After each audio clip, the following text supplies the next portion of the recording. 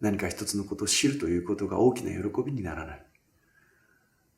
何か一つのものを手に入れるということはさほど大きな喜びにならない。そこにその情報が手に入るまでの間のプロセス、過程が全部抜け落ちてるからね。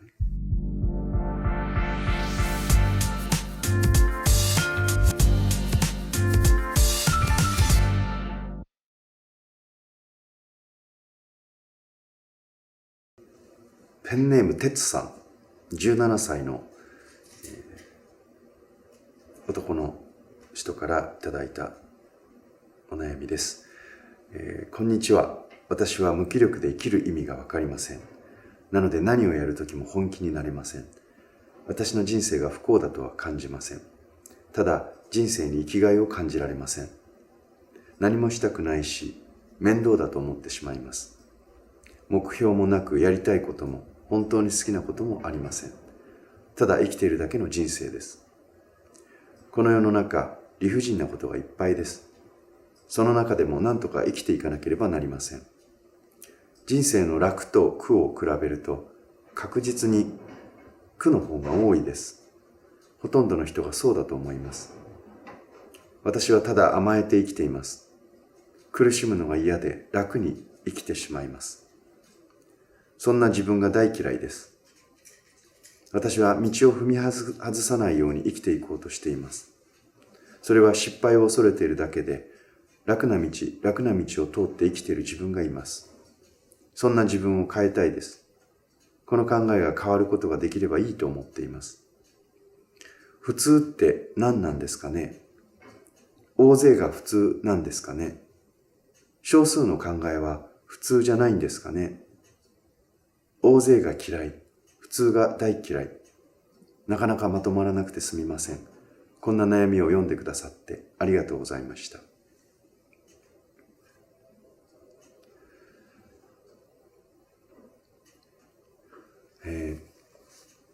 仏教の教えに仏性というものがあります。仏性。これはすべての人が悟りに至る可能性というものを自分の内に秘めているんだという人間の可能性を表した言葉です。で、今、哲さんが17歳、そうすると高校生ですかね。高校へ行ってれば高校生だと思うんですけれど、無気力、生きる意味がわかりません。本気になりません。人生が不幸だとは思わないけれども、生きている実感というものが感じられない。で、このような感覚を感じている17歳、18歳、19歳、20歳、もっと年齢上の人も少なくないと思います。で、この仏性という言葉、これは哲さんが何を感じていようが、どういう生活をしていようが、それでも人間には可能性があるっていうこと、これを示した言葉が仏性なんです。問題はこれ哲さんだけに限らず、特にこの現代社会において先進国と言われる国の若者たちが抱えている共通のジレンマなんではないかと私は思っています。この無気力な感じがする。生きている実感がない。そして安全な道から外れないように楽な方を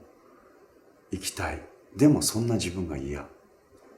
もうこの感覚っていうのはどこから来るものなのかと言ったら、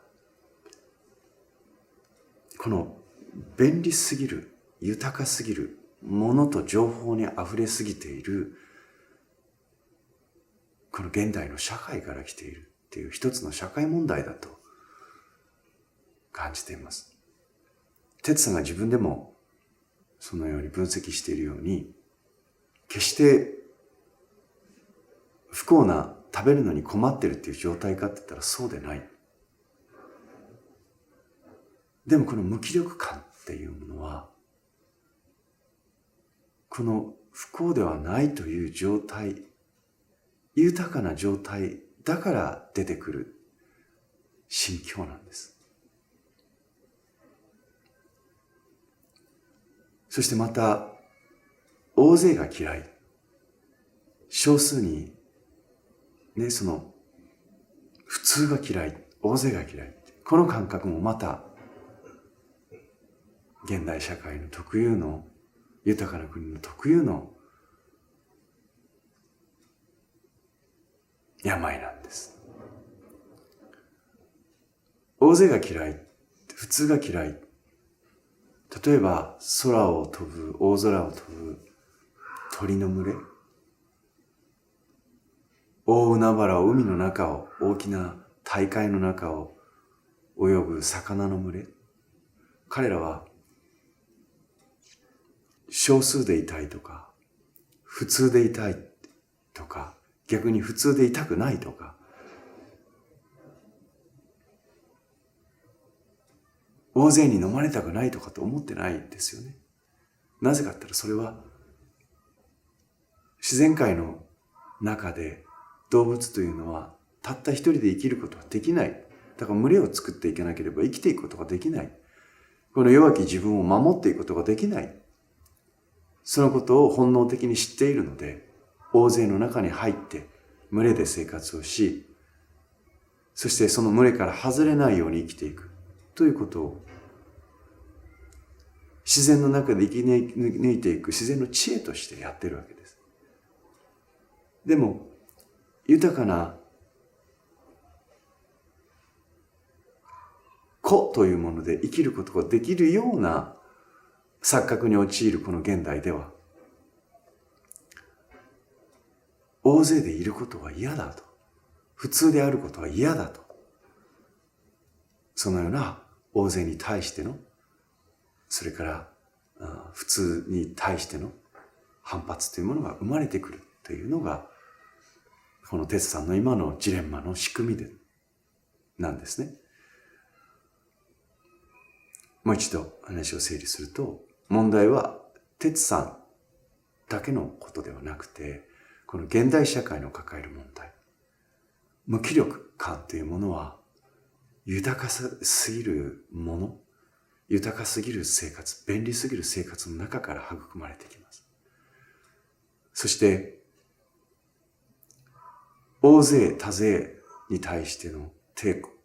その抵抗というか反発心というのは、この個で生きていくことができるという環境と仕組みが整った現代社会に特有のものであるというこ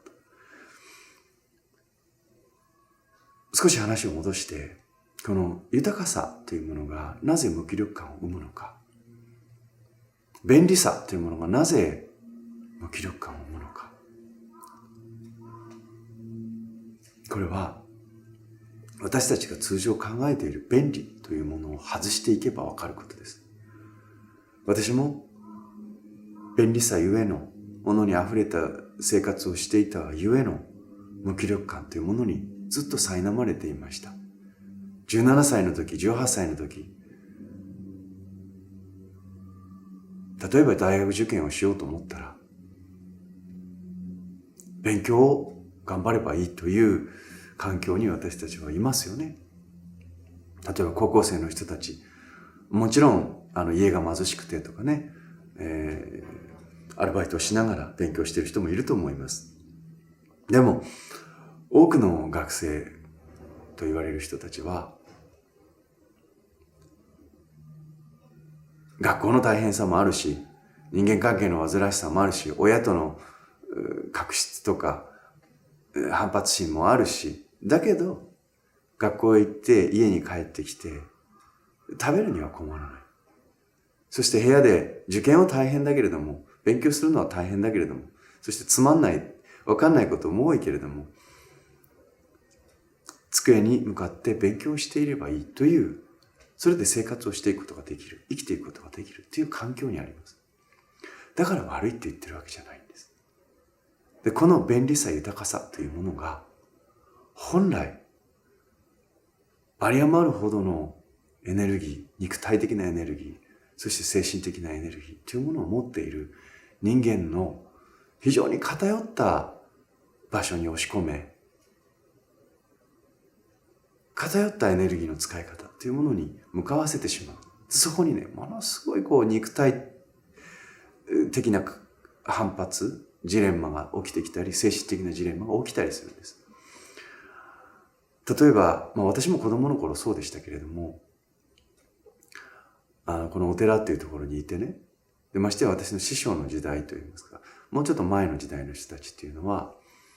お風呂に入るっていうのも、私も子供の頃そうでした。今は、オール電化の家もあると思います。ピッとボタンを押せば、お風呂が沸くんですよ。水まで自動に入ってきますよね。お湯が出てくるんですかね。お風呂に入ろうと思ったら、ボタンを押せば、自動的に適温に温められたお湯が出てきて、自動的にお湯は止まる。そして、もう入れるっていう。そこまで便利な設備が整った家に哲さんが住んでいらっしゃるかどうかわかりませんが、でも昔は薪で火を起こして、その火でお風呂のお湯を温めるところから始まったわけですね。もっと言うと、そのお風呂のお湯を温める、その水を温める、それ水を、あるいは川からとか、汲んできて、そしてそれを釜に入れて、そして火を焚いて、そしてお湯を沸かして入った。で、そのお湯さえ確保できないという家ももっと昔はいっぱいあったわけです。だからお風呂に入るなんていうのは贅沢なことだった。でもとにかくね、何をするのも、ご飯を作るのも、ご飯を食べるのも、コンビニに行って今みたいにレンジでチンっていうもの、もしくはもうチンされたものを買ってくるっていうことすらなかった時代には、食べ物を一つ食べる、ね、ご飯を口に入れる、それこそ一年がかりでお米を育てて、それも豊作になるか不作になるかわかりませんけれども、やっと手にしたお米っていうものを水を汲んできて炊いて、そして火を起こすのも大変な作業なんです。そしてやっと出来上がった食べ物を口にする。ごちそうっていう言葉、これは地層って言いますよね。走り回って食材を集めてきて、その食材を提供する、その食材を手に入れるっていうところからごちそうという言葉が来てるんですけれども、何か一つ食べようと思ったら、山に入って山菜を摘み、そして川に行って水を汲み、そして火を起こす。これ大変な作業なんですけど、やってみるとわかるんですけど、なかなかね、そういうこと体験できないと思うんですが、火を起こす。これ枯れ葉を集めてきて、枯れ枝を集めてきて、火を起こす。そして火を焚く。そして駆けずり回って集めてきたなけなしの食材というものを調理して食べる。だから私たちがお腹が空いた、食べたいと思ってから食べるまでの間に、あちこち駆け回って、ものすごいエネルギーを使って、やっと食べ物を口に入れることができる。ですから、この食べたいっていう、そのお腹が空いたっていうこの空腹を満たしていくまでの間に時間がかかり、エネルギーもかかってる。使ってる。ですから、それを口に入れた時の喜びというのは、コンビニで買ってきて、うわ、超うめえって言ってる感覚とは全然違う喜びと体験なんですね。これがごちそうなんです。だから、どこどこレストランの何々シェフとか、が作った料理とか、そうではなくて、ごちそうなんです。最近、世界の非常に大きな IT の企業っていうのが出てきて、日本でもそういう IT 企業を習ってね、例えば会社の社員の食堂、もう本当に社員がね、毎日世界中の一流の食べ物を食べることができる。もうお寿司からカレーから天ぷらからもう世界中の料理というものを会社が用意して、それを社員がタダで食べれるようになって、うわ、すごい会社だな、すごい社員満足、すごい会社だなっていうふうにしてもてはやされるんですけど、私それを見たときに、この人たちは不幸だと思いました。毎日毎日365日、世界中の食べ物が食べれるようになったら、たまの誕生日に、正月に食べるごちそうはどこへ行ってしまうんだって。そうでしょ。どんなに甘党の人でも毎日ケーキを食べさせられたら、ケーキが美味しいっていう感動はなくなっちゃいますよ。そうじゃないですか。お寿司はたまに食べるからごちそうなんですよ。すき焼きはお正月に、ごめんなさい、私すき焼きをお正月に家族みんなで、父親が作ってくれたり、すごくいろんな人たちが集まった時に食べれるごちそうだったので、みんなでごちそうが食べられるっていう感動が、毎日すき焼きが食べられて、毎日天ぷらが食べられて、毎日ケーキが食べられて、毎日世界中の食材を口にすることができる。これは幸せですかっていう。これは幸せではない。これはごちそうではないんです。これが不幸なんです、現代の。物にあふれ、食べ物にあふれ、そこに感動がなくなっていくんです。そうでしょう。昔は遊園地に行って、ちょっとしたジェットコースターに乗ることはものすごい喜びだったんです。でもね、スペースサンダーマウンテンとなんとかジェットコースター、世の中のジェットコースターはどんどん高く過激になっていってますよ。で、そういった刺激にどんどん慣らされていくと、もっと強い刺激、もっと強い刺激、もっと強い刺激。非常に強い刺激、非常に強い音楽、非常に強い味。もうありとあらゆる刺激が、強烈な刺激が私たちの日常を取り巻いている。そうなってきたら私たちの中にある、要するに発信しているものが強烈なので、それを受信するための私たちの感受性、このアンテナは小さくて済んでしまうんです。無気力になっていくという原理はそういうことなんです。刺激が今ほど多くない時代は、私たちがアンテナを張って情報をキャッチしなければいけなかった。情報をつかまなければいけなかった。自らの手で物を知ろうとして自分から出ていかなければ、一つの知識、一つの技術っていうものを学べなかった。けれども、今はどうですか？世界中の食材がインターネットで直に手に入る。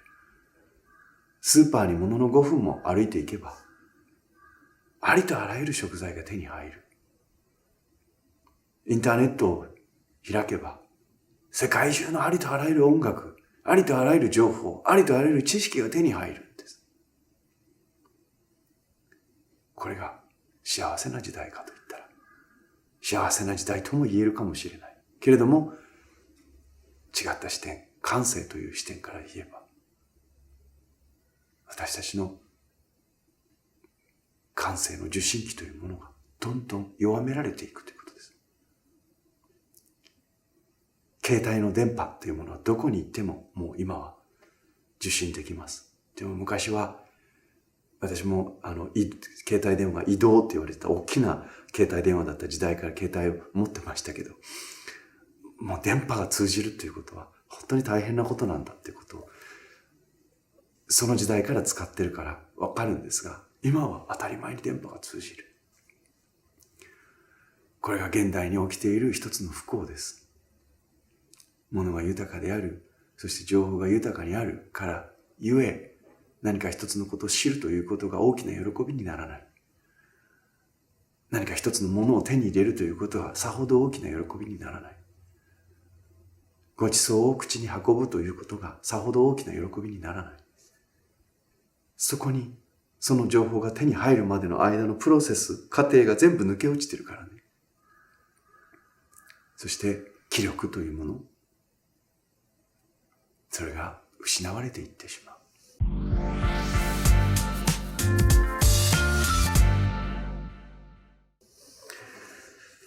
さて、哲さんに対して処方箋を出したいと思います。処方箋。頭を使うことをやめてください。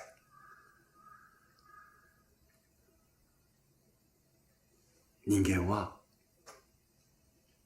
頭で生きているわけではないんです。でも現代社会は私たちの頭、脳を満足させていくということに非常に時間とエネルギーを割いて、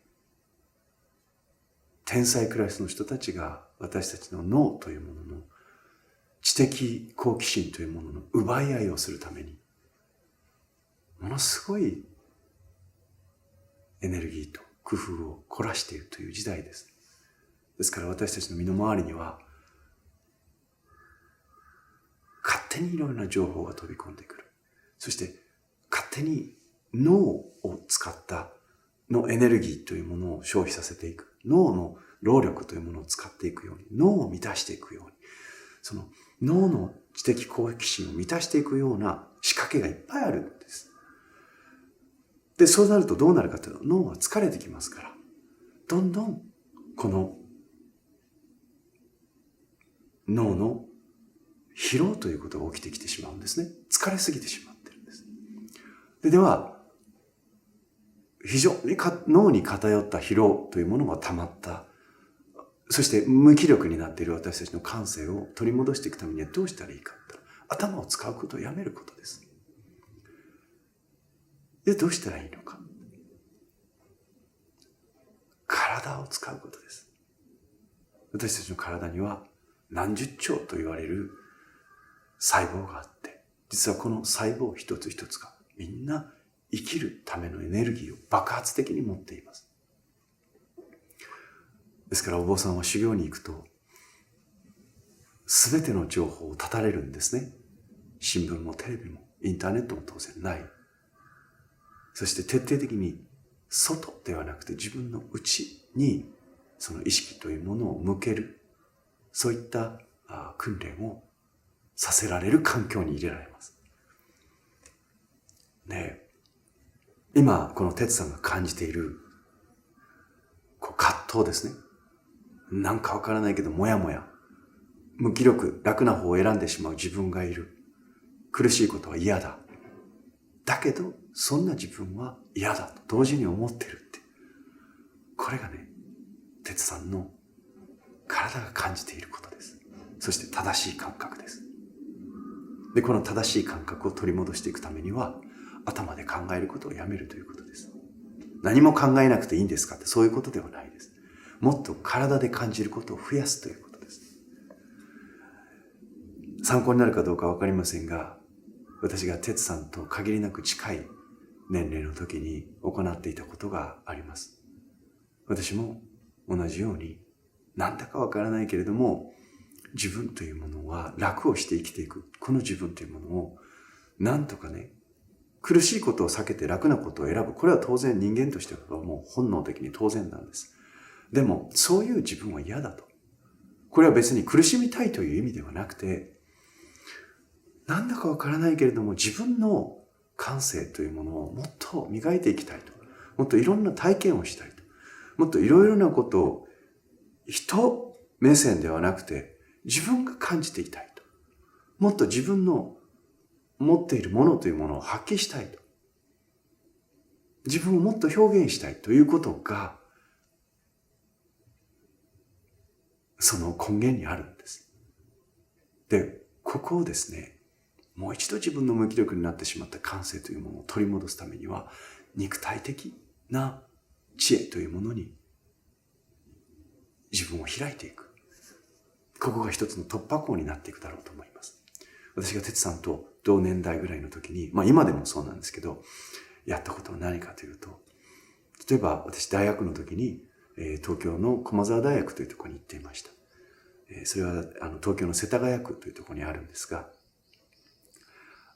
地図を見ていただいたらわかるんですけども、そこから大学2年の時には新宿に移動しました。新宿の東京都の学生会館というところに住んでたんです。で、そして3年生になったら川崎に移動したんですけれども、実はこの2年生の時、同じような、哲さんと同じような強烈なジレンマに苛まれました。大学に行っていながら、学校を往復していながら、1年生の時にはごめんなさい、寮に行ったんですよ。そして2年の時に新宿に、大学の寮、世田谷の駒沢大学の寮にいたんです。そしてそこから2年の時に新宿に行ったんですけど、そして3年の時に川崎に行ったんですけど、学校から離れて2年の時に住んだんですね。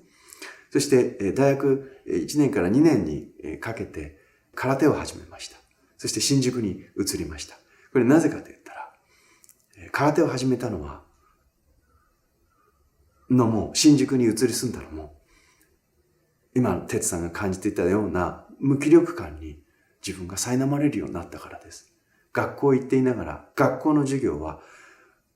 1ミリも私の中に入ってこなかった。先生たちの素晴らしい講義は1ミリも私の中に入ってこなかったんです。学校に行って、そして授業を聞いていても、そこに授業だから勉強しなければいけないからと言って無理やり自分をそこへ座らせているんですけど、自分の心は違うところにあった。で、どこにあったかどっか特別なところにあったわけじゃない。なんだかわからないけれども行かなければいけないからみんなに混じって学校に行ってる。そういう感覚だったんです。で、そういった感覚に落ち込んだ時には必ず頭じゃなくて体に戻るということを私は小さい時からお寺にいてなんとなくそれを感じていました。そして師匠からもそういったことの教えを受けていました。だから空手に入ったんです。空手の道場の門を叩いたんです。自分が強くなりたいとか、立派なものになりたいとか、空手が好きだとか、そうじゃないんです。正反対。自分は痛いことが嫌だ。辛いことは嫌だ。めんどくさいことは大嫌いな人間でした。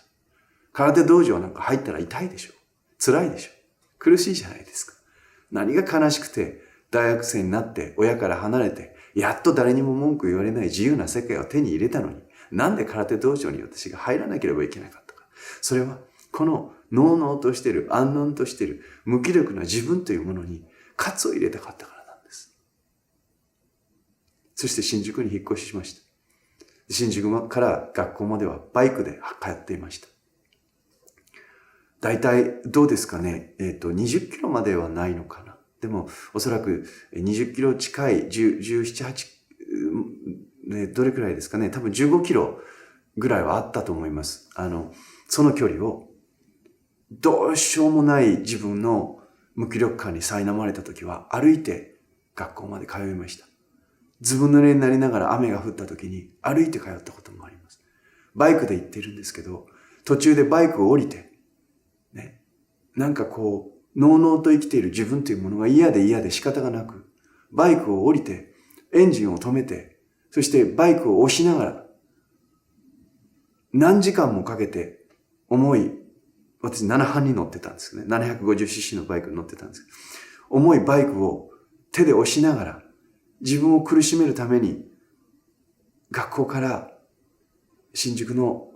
アパートまでバイクを押して、エンジンを絶対かけるものかと思いながら坂を押して、新宿から世田谷の学校までを通ったこともあります。他の人から見たらただのバカですよね。何やってるんだろうこの人はって。エンジンかからないわけじゃない。なのに自分を苦しめたいがために何かわからないけれどもこの自分というものに対して鞭を打ちたいがために自分の肉体というものをいじめてみた時期があります。電車を降り、バイクを降り、750cc のオートバイを坂道を大汗かきながら、ふんふん言いながら、何時間もかけて押している最中、ふと途中で疲れて休憩をして、バイクのスタンドを立てて、バイクから離れて、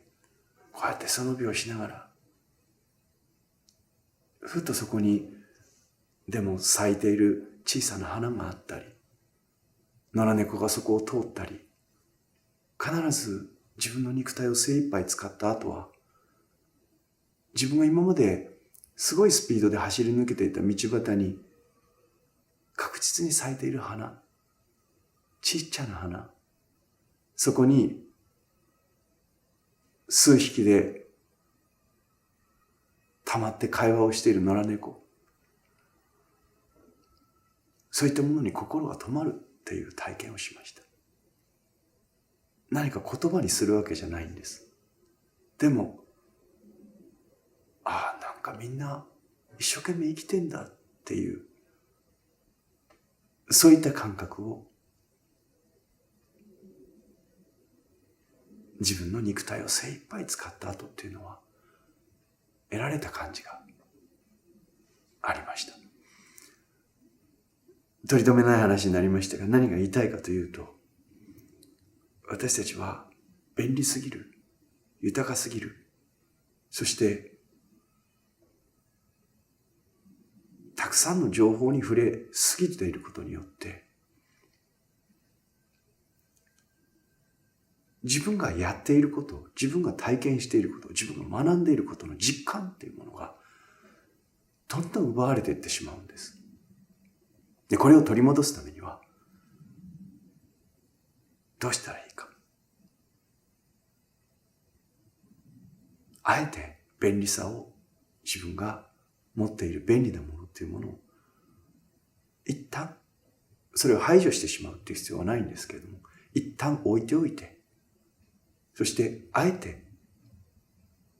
たくさんの時間がかかる肉体を使わなければいけない、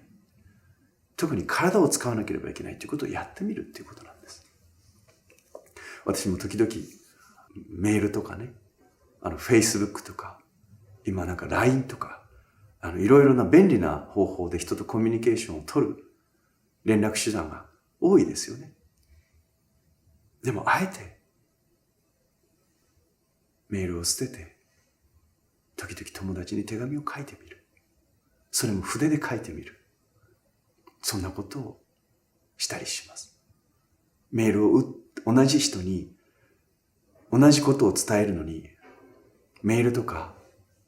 Facebook とかいろいろ SNS のチャットとかで伝えるのと、紙を用意してその紙の紙質に触れながら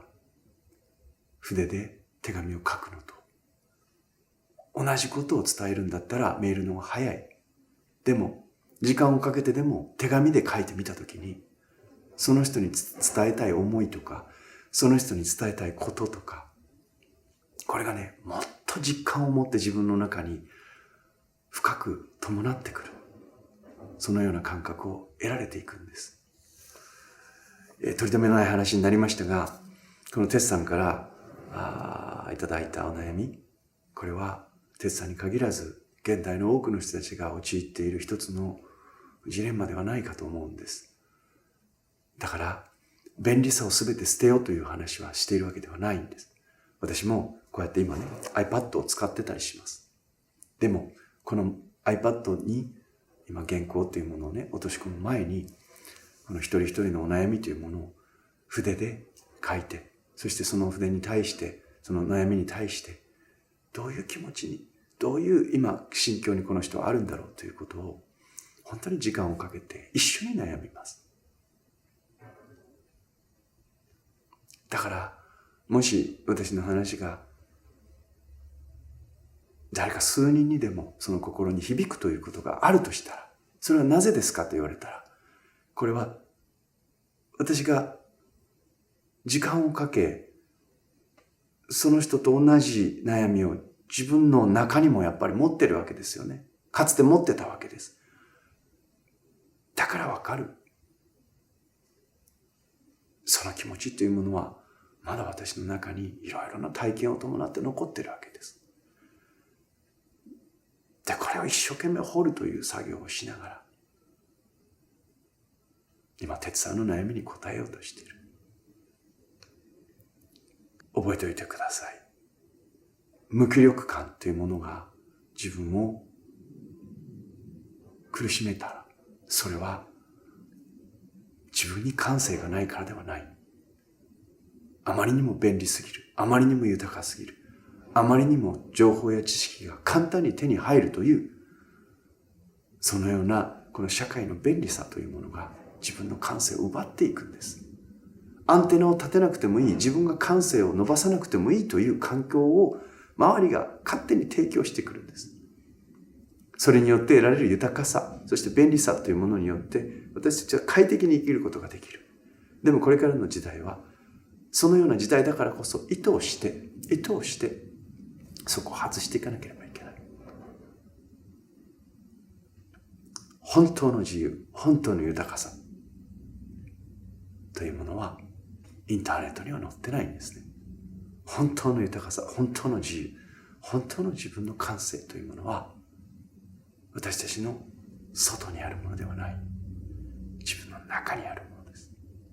私の中にある私の物性というもの、可能性というものはインターネットで検索して出てきますか？出てこないでしょう。私の中にある可能性、私の持っている私だけの、私の感性というものは誰か他の人に聞いて友達が伝えてくれるわけではないでしょう。これは自分が苦しみながら、自分が肉体を使いながら、自分がこの精神と肉体を全て一緒に精一杯使うことによって